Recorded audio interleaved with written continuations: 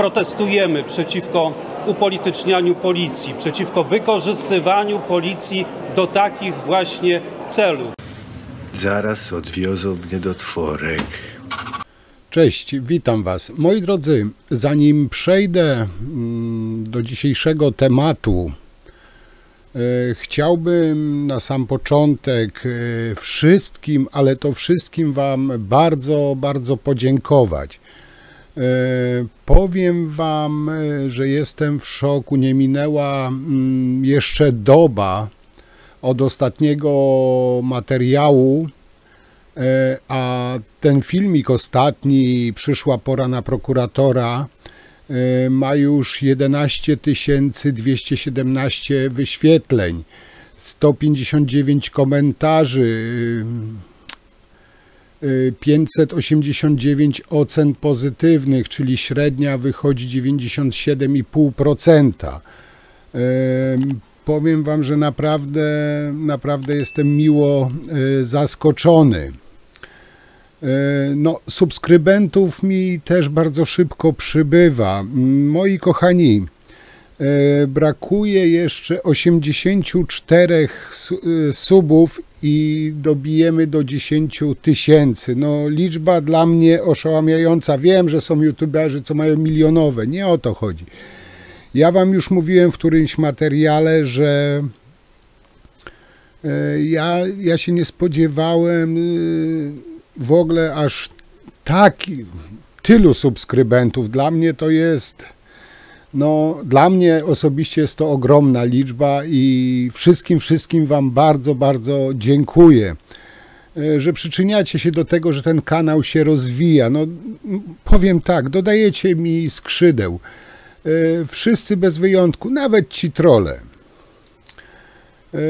Chciałbym też tutaj z osobna bardzo podziękować człowiekowi o niku Jerzy Białas 7758, który praktycznie do każdego mojego materiału od dłuższego czasu wpłaca swoją kwotę. No, powiem Ci, jestem Ci za to ogromnie wdzięczny i bardzo to doceniam, bo wiem, że każdy pieniądz, no, na każdy pieniądz trzeba zapracować. Nie mówię tu oczywiście o ziobrzystach, ale każdy uczciwy człowiek ciężko musi zapracować na swoje pieniądze. Ty wpłacasz je tutaj pod filmikami. Bardzo, bardzo Ci, kolego, za to dziękuję i jestem bardzo wdzięczny.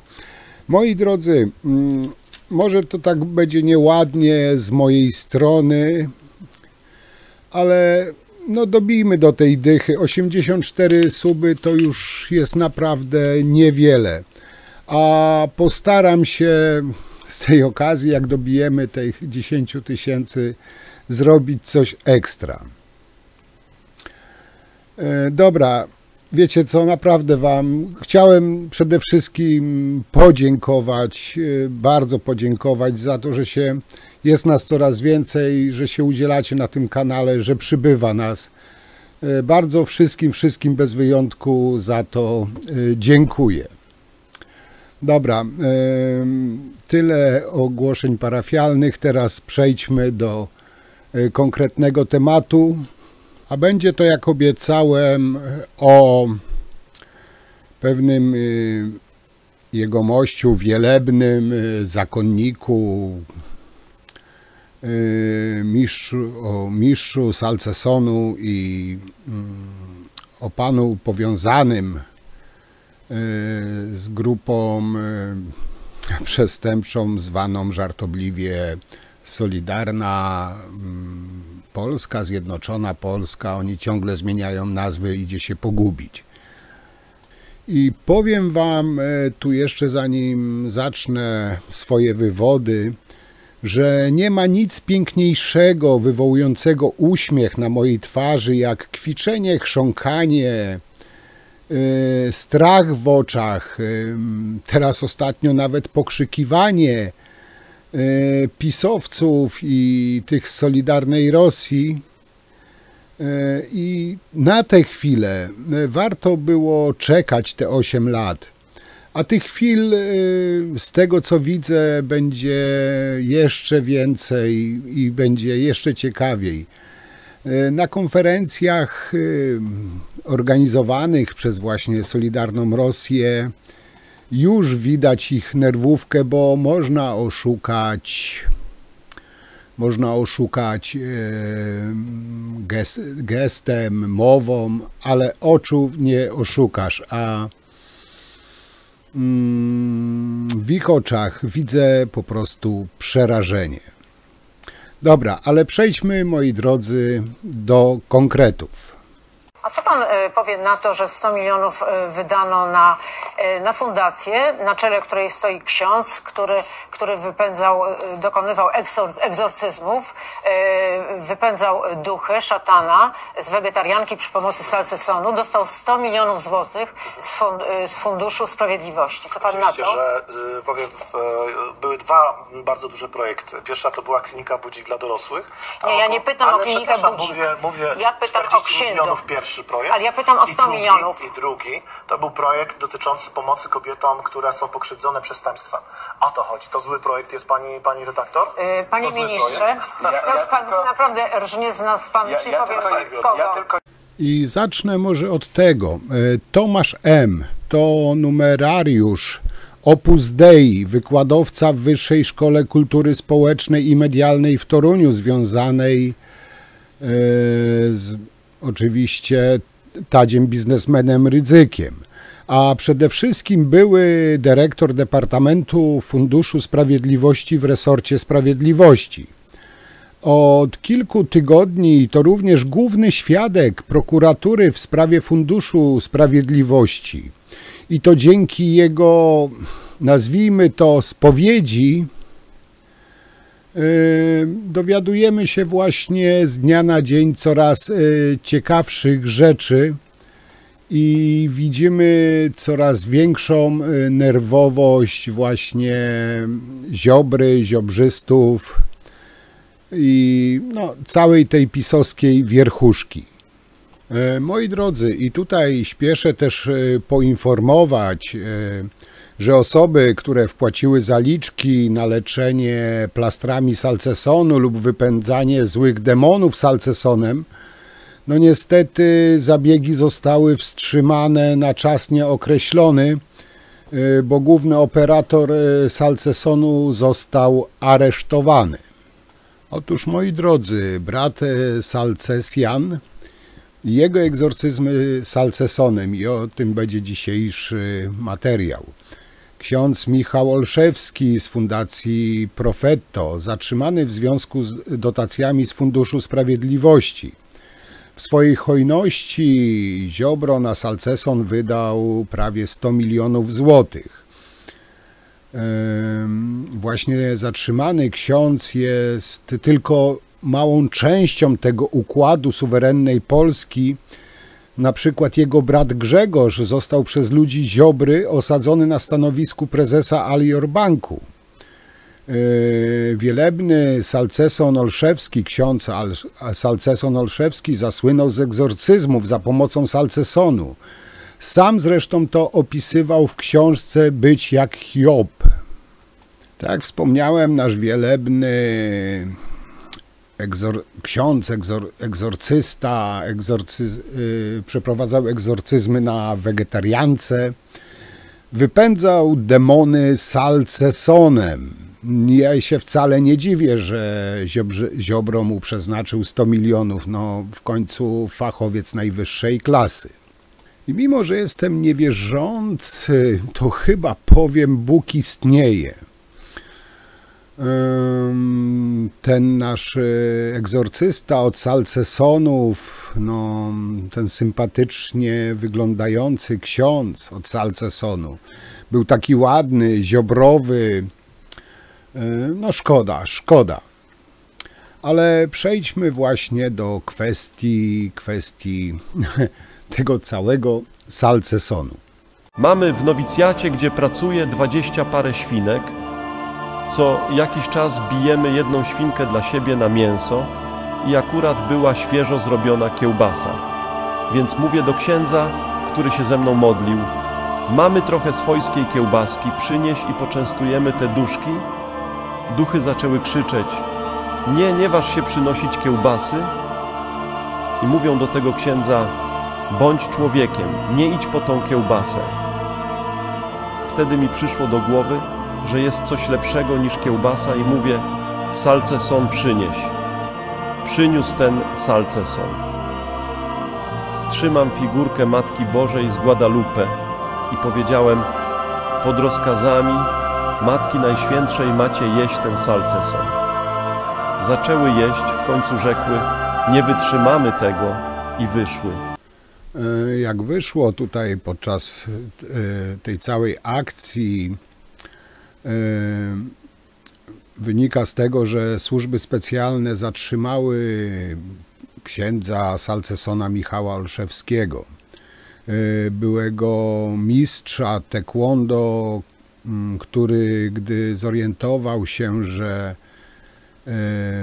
na fladze Korei Południowej znajdują się demoniczne znaki, rzucił ten sport walki, słynnego z tego, że wypędzał z ludzi, przede wszystkim z kobiet, demony przy pomocy salcesonu. Został podobno ciężko pobity przez demona, który zranił go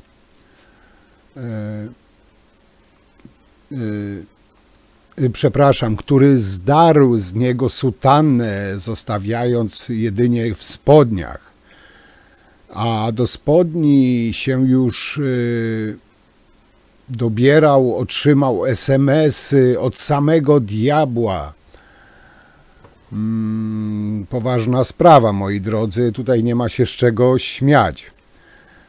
Opowiadał o materializowaniu się nieżywych zwierząt, o ludziach opętonych i plujących szkłem, o duchach śmierci głodowej mieszkających w nabrzmiałym brzuchu kobiety, o kobiecie, która miała w sobie, uważajcie, 240 duchów, o uratowaniu przez Matkę Boską ze specjalnego spadającego w przepaść malucha. Poza tym leczył opuchlizny stułą oraz,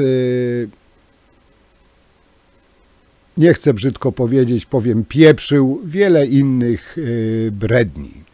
Otóż, moi drodzy, ten mistrz salcesonu dostał od Ziobry niemalże 100 milionów naszych złociszy w ramach tak zwanej Fundacji Profeto i to właśnie będzie teraz wyjaśniane.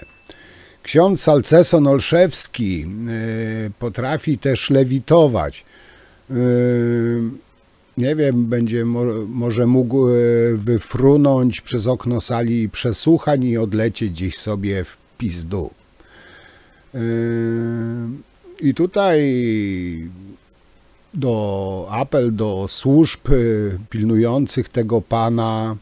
No mam nadzieję, że przesłuchujący go funkcjonariusze o tym wszystkim wiedzą. W kontekście tego zatrzymania księdza salcesona, zobaczcie wam na świetle, jak mniej więcej przeprowadzał te egzorcyzmy. I tutaj cytuję.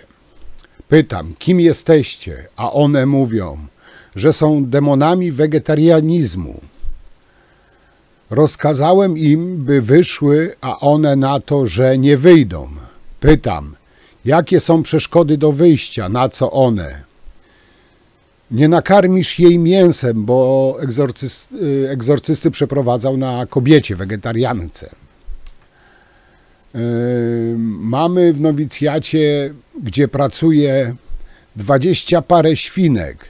Co jakiś czas bijemy świnkę dla siebie na mięso i akurat była świeżo zrobiona kiełbasa. Więc mówię do księdza, który się ze mną modlił. Mamy trochę swojskiej kiełbasy, przynieś to, poczęstujemy te duszki. Duchy zaczęły krzyczeć. nie waż się przynosić kiełbasy. I mówią do tego księdza, bądź człowiekiem, nie... Kuźwa, nie mogę powagi zachować, przepraszam. Bądź człowiekiem, nie idź po tą kiełbasę. Wtedy mi przyszło do głowy, że jest coś lepszego niż kiełbasa i mówię, salceson przynieś. Przyniósł ten salceson. Trzymałem figurkę Matki Boskiej z Guadalupe i powiedziałem, pod rozkazami Matki Najświętszej macie jeść ten salceson. Kurwa, nie mogę. Okej. Zaczęły jeść w końcu i mówią, nie wytrzymamy tego i wyszły. No powiem wam, moi drodzy, jest to niepowetowana strata dla Kościoła katolickiego i wiernych, że takiego specjalistę z wypędzania duchów salcesonem ta lewacka zła PO aresztowała, a sąd, z tego co się dowiedziałem, przyklepał jego tymczasowe aresztowanie.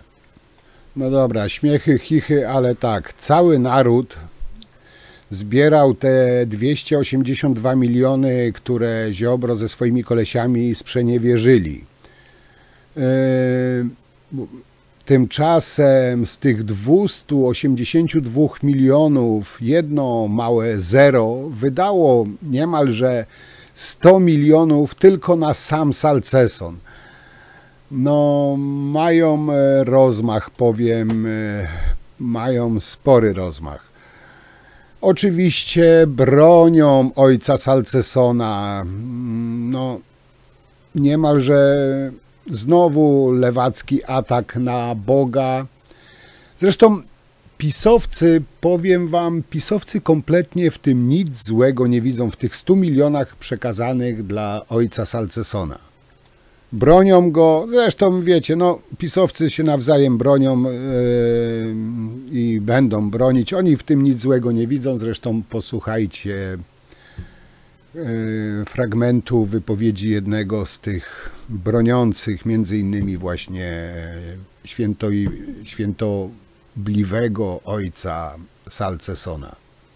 Na co ksiądz wpadł na pomysł, żeby te demony wyganiać kiełbasą? Na co demony mówią, bądź człowiekiem, nie idź po tę kiełbasę. To ksiądz nadal.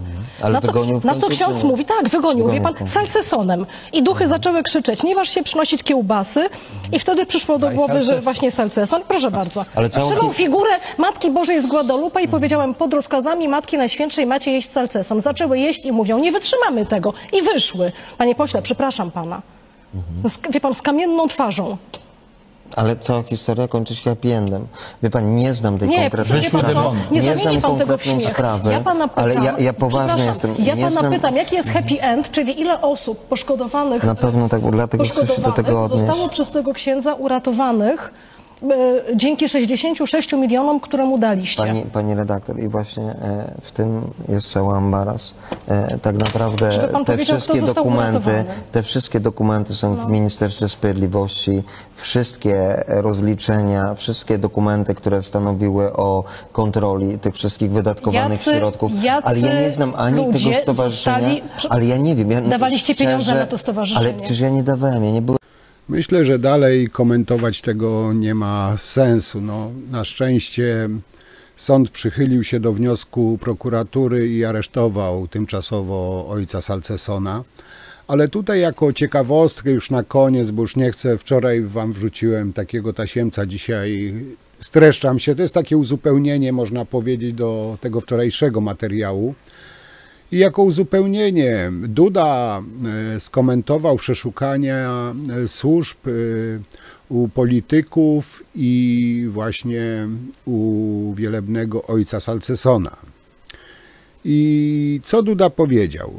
Cytuję: zakładam, że jeśli ktoś ze służb lub prokuratury pozwala sobie na takie działania wobec posłów i ludzi, którzy sprawowali ważne funkcje publiczne, to ma do tego podstawy.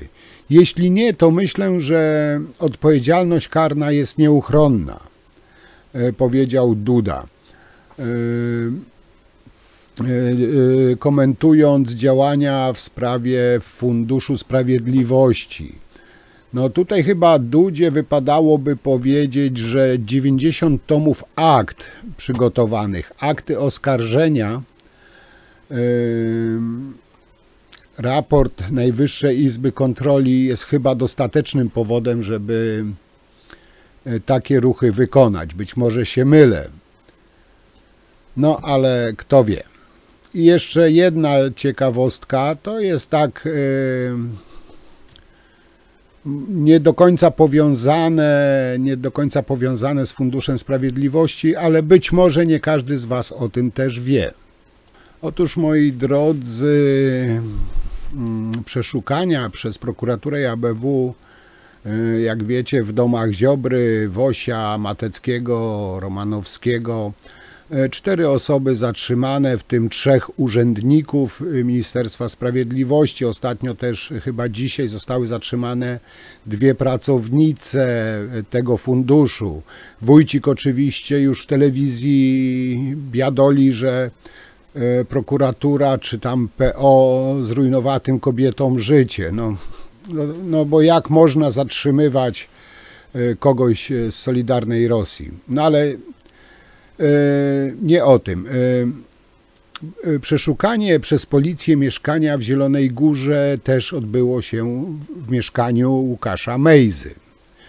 I uwaga, ciekawostka, znaleziono dowody sfałszowania oświadczenia majątkowego przez Mejzę na 500 000 złotych. Zataił po prostu mieszkanie.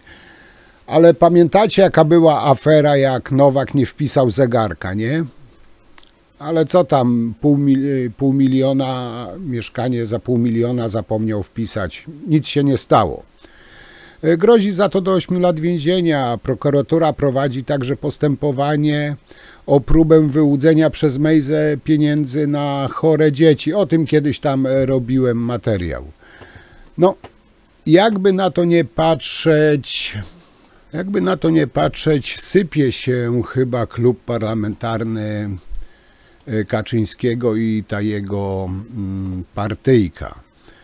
I tak już na koniec, takie przesłanie do tych fanów, sympatyków PiS-u, którzy też nie widzą nic złego w tym, że pisowcy, ziobrzyści okradali Polaków, Polki, Polaków, czy osoby pokrzywdzone właśnie, kradnąc pieniądze z Funduszu Sprawiedliwości.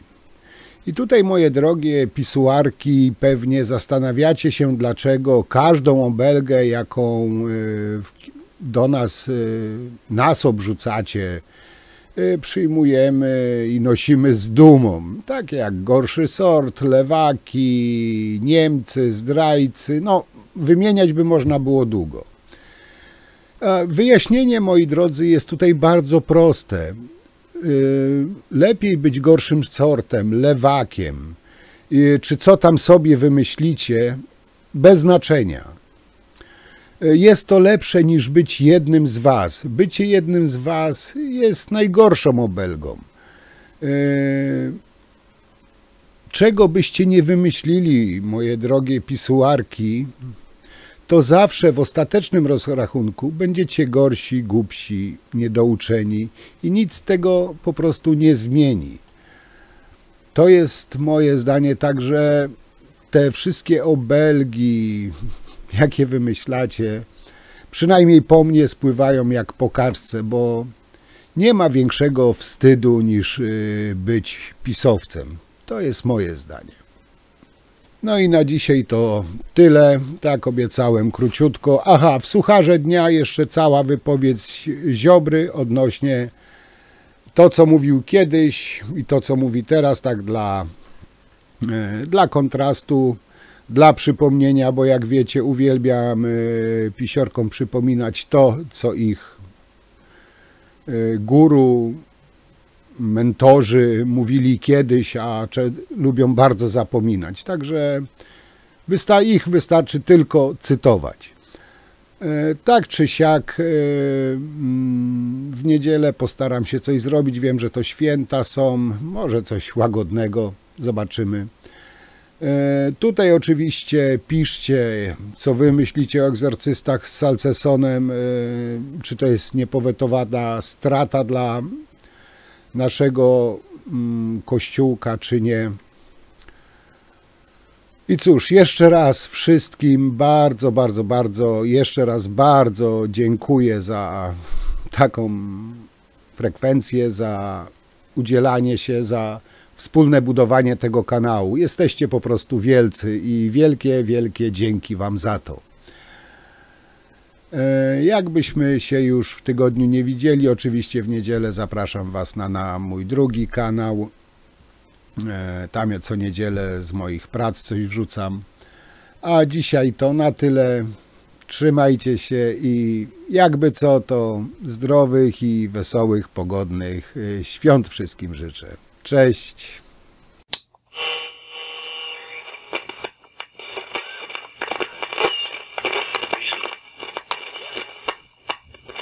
Nie może być tak, że te białe kołnierzyki kradną miliardy i uchodzi mi to płazem i kończy się na wyrokach, zawieszeniu. Oni gdzieś na plażach, w luksusowych kurortach na świecie, na jachcie dowiadują się, że jest kolejna rozprawa i ślą fałszywe zawiadomienia o tym, że chorują i leżą w szpitalu. No, musi być jakaś elementarna sprawiedliwość. Dzisiaj mamy tak, że pani w sklepie starsza ukradnie batonik, odwołuje się z życia wziętego przykładu i jest brutalnie traktowana przez wymiar sprawiedliwości, a facet, który nakradnie miliony, śmieje się i łapie za brzuch z tego, co robią organy ścigania.